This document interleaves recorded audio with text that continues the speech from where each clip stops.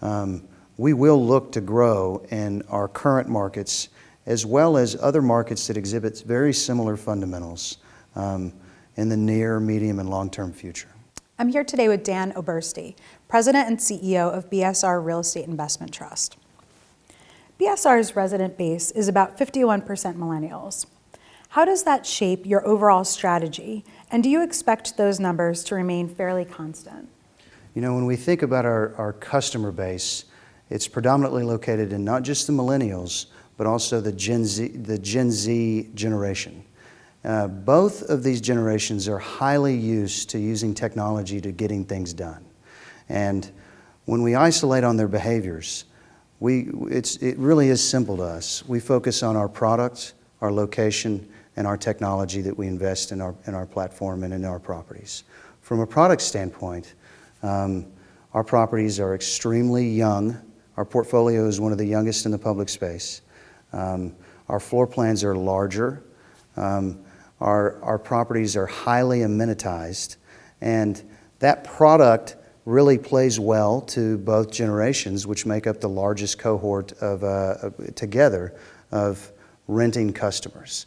When it comes to location, we focus on owning and operating garden-style walk-up properties in the suburban corridors around Dallas, specifically in Texas, around Dallas, Austin, and Houston, where you're a short drive to work, you're a short drive to the grocery store, and you're a short drive to school, or in many of our cases, you're a short walk to school. We think that location serves anyone from the age of 18 to 65, but particularly our 27-year-old Gen Z and our 43-year-old millennial.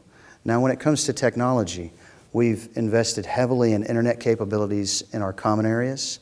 Oftentimes, as a resident, if you choose not to work from an office or at the office, you have a Zoom-capable conference room as an amenity at an apartment complex that we own.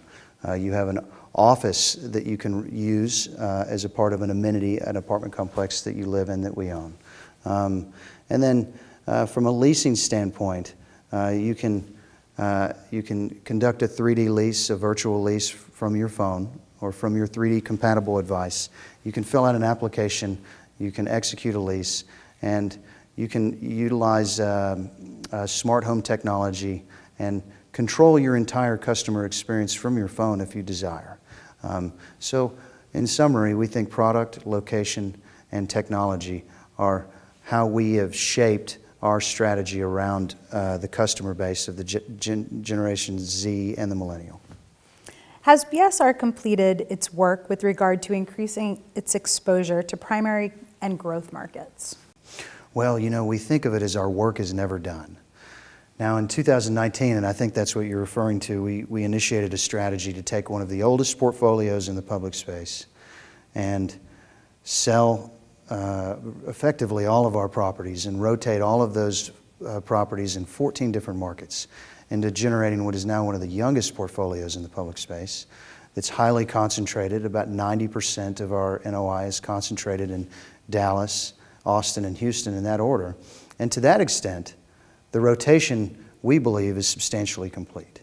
Now, we will look to grow in our current markets as well as other markets that exhibit very similar fundamentals in the near, medium, and long-term future.